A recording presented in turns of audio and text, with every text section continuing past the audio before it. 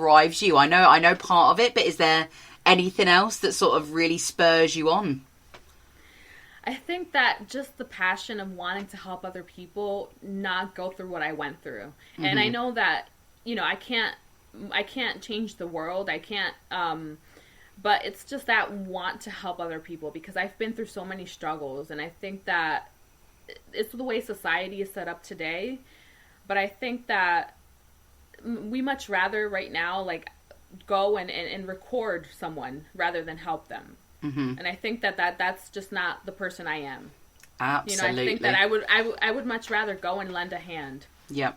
No, I'm the exact same, and that's I get really emotional when I see recordings, whether they're on Facebook or whatever platform they're on, and people are struggling with things, and the first thing people are doing is getting their phone out. Yeah, it's their first reaction. It's like, why don't you, if you can't help them, why don't you go and try to get the help? Exactly. Well, I think or use that phone and call for help. Exactly. That's what I think to myself. If you're getting your phone out, are you phoning the emergency services? Why are you going on Snapchat? Like, that's not priority right now, you know? But I think there's a bit of a disconnect nowadays between, sort of people within communities, and perhaps we're losing a little bit of that empathy and a little bit of that community spirit almost. Is it, how have you found it, obviously growing up with a diagnosis, and you said obviously a little bit that you'd experienced bullying. Has there been any stigma that you've still experienced as an adult? Yes, definitely. I think that one thing I was talking to someone about the other day was I actually went to New York and one day, and I was actually going through a manic episode, and I left my phone at home. I was going to meet my husband there, and I had no way to contact him. So, being that I left my wallet and my phone, everything at home, I didn't have an ID to buy a phone. Oh. So, I had, I had cash on me. So, I thought, I'm like, okay, how do I contact my husband? So, what I did was, I was just like, you know what? I'm going to try and pay someone to get me a phone call. And in the middle of New York, I ended up in a manic state, panicking, basically. And I was trying to pay someone for a phone call, and no one helped me. They took the money, but they didn't give me the phone call. So I was crossing the street, basically in a panic mode. I was just in despair. And I felt like it was kind of a stigma situation because, a lot of people won't help you. And I even went and I saw an officer, like a police officer, and this person didn't help me. And this person's supposed to help you. That's their job. And eventually, magically, I think, I ended up finding my husband. But, I know it was like fate, but, I was struggling. I was struggling, and it was in a world where we are today, you would rather not help someone.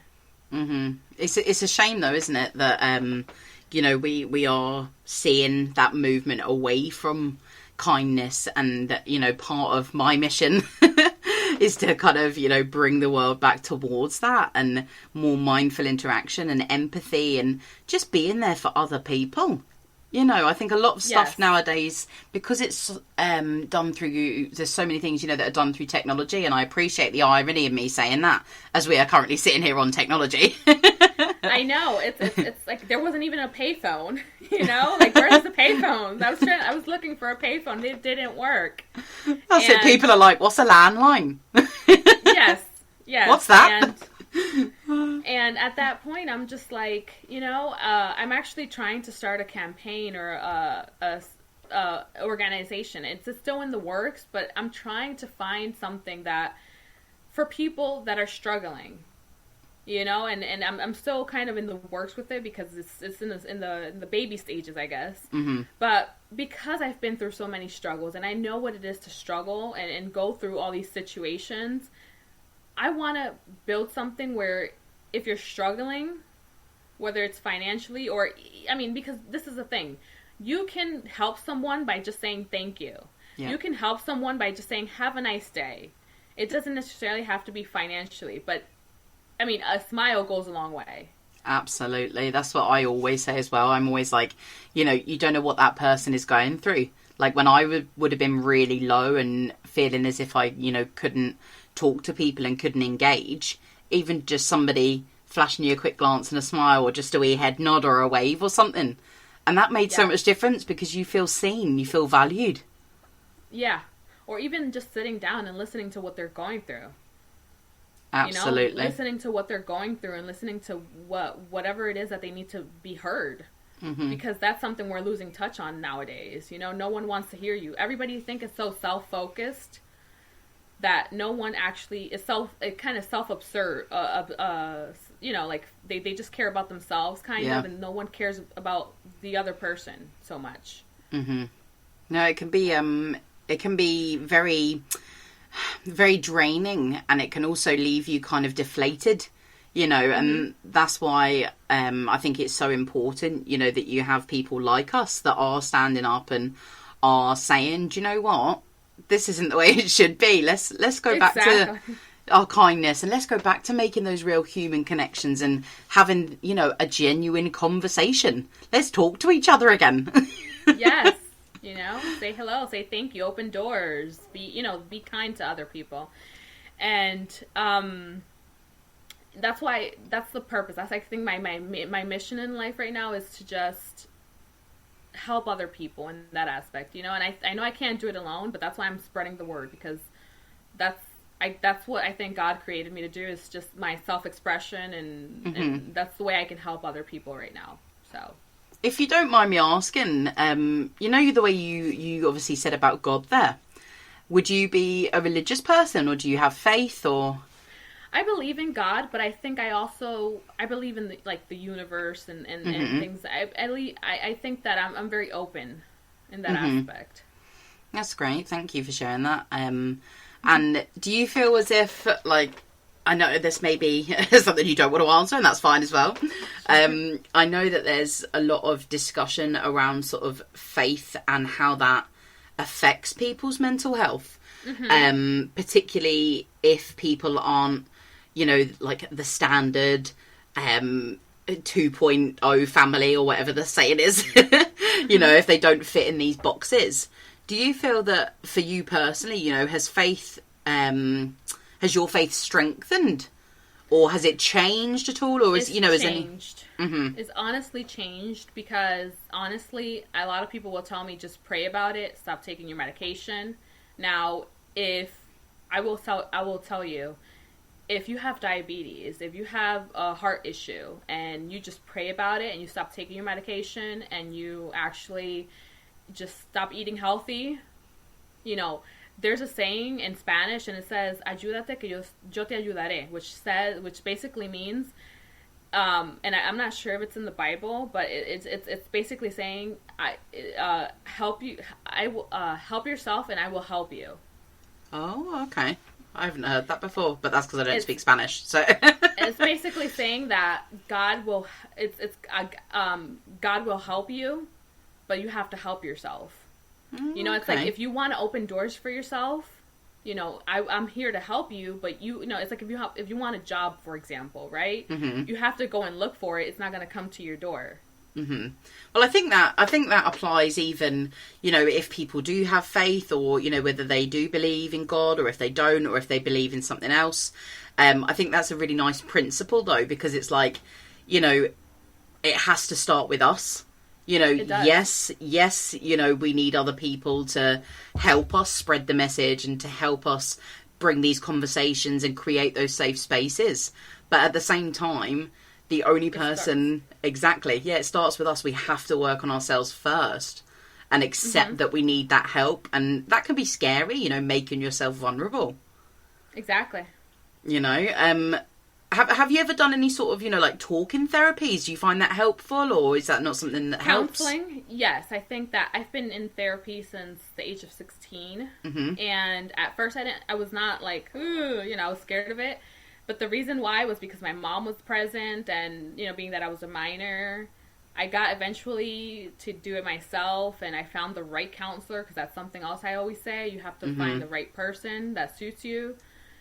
And, you know, I abide by it because sometimes you just have to unbottle those feelings and let it out, you know, because there's another saying, you know, once the cup is, if it fills up, it overflows. You know, and it's like all those feelings, you have to let them out some way, somehow, whether it's journaling, whether it's talking to someone, whether it's through music, through art, through whatever it is that you like, but it's good to let those feelings out. No, absolutely. And reflect. Yeah, definitely. And that really nicely leads me into my next question, actually, because I was going to ask you if there's anything that you do that sort of helps to keep you maybe regulated or calm. I can see a giggle. Well, I think that writing is my thing. And I think that I don't have a journal because my journal is my writing. And I do it publicly, so. That's great, though. No, that's fab, because writing is really therapeutic. Like, I would enjoy writing poems and things like that. And, you know, even just doing, like, mindfulness exercises and breathing exercises help me to, you know, you were saying earlier about how your medication when you were younger made you feel as if you weren't present. I was the exact same. The first medication they ever put me on was, it had a sedative in it, and nobody told me. Nobody ever told me it had a sedative. And I was like, why am I sleeping all the time? Why am I literally not present? Like, it felt as if I was not in my own head. Like, and it was just the weirdest feeling. You feel like you're walking around in a bubble all the time. You know, and there's such a real disconnect between my mind and my body. Yeah. And, you know, that's one of the things that has really helped me is the breathing exercises and grounding activities and particularly like meditation. But I think with meditation, you have to be careful sometimes because there's not a lot of talk around dissociation. Yes. And that can happen with meditation, you know, and exploring that in a safe way. Yes, that's true. I do agree with that. Have you got anything like that you would do? Do you do any like mindfulness or breathing, or is there anything else that you do besides the writing that you find therapeutic? I think walking in the morning. Walking. But even when I do walk, I don't do the meditation because I like to do videos. But I think that I do videos to actually just... I talk a lot. I don't know if you noticed. But Me too. So even though like I do my videos and I do my self-help videos and podcasts sometimes I listen to, or motivational podcasts or videos on YouTube and things like that to get me going. And I think that those are just I like to feed my mind a lot, you know, with positive things. So absolutely. No, I would be the same. You know, it's that idea of what you put in is what you get out. Yes. You know, so if you're feeding it with goodness, hopefully it's going to allow some sort of goodness to flow from you as well and help you to heal and help you, you know, to live your life. But thank you so much for sharing your thoughts on that. I really, really appreciate that. Of course, anytime. There was one other thing I wanted to ask you about, and that was goal setting. Because obviously I know that the work that you do would involve, you know, lots of goal setting and helping other people to set goals. Would there be any sort of tips you could give people? So say if anybody's listening and they're thinking, right, I've got something that I want to achieve, but it seems so out of reach. It seems impossible, you know, or I just don't think I'm going to ever be able to climb that mountain. How could we maybe support people in, you know, achieving their objectives or their goals and breaking that down a bit for them? I think that's the word exactly I was just going to say, is breaking it down, you know? Obviously, your long-term goal is here at the top, but seek out the steps that you need to take that big goal. And, for example, you want to go to school, what are the steps you need to go to school? Do the research. How much is it going to cost? Where is the school located? Which are the schools that you're trying to go to? You know, like break it down into little itty bitty steps. That way it doesn't seem so big.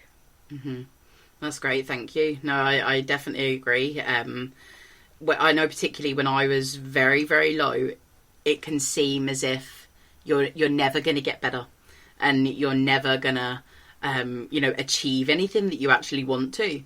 And even, you know, I'm sure you know yourself, there's some days where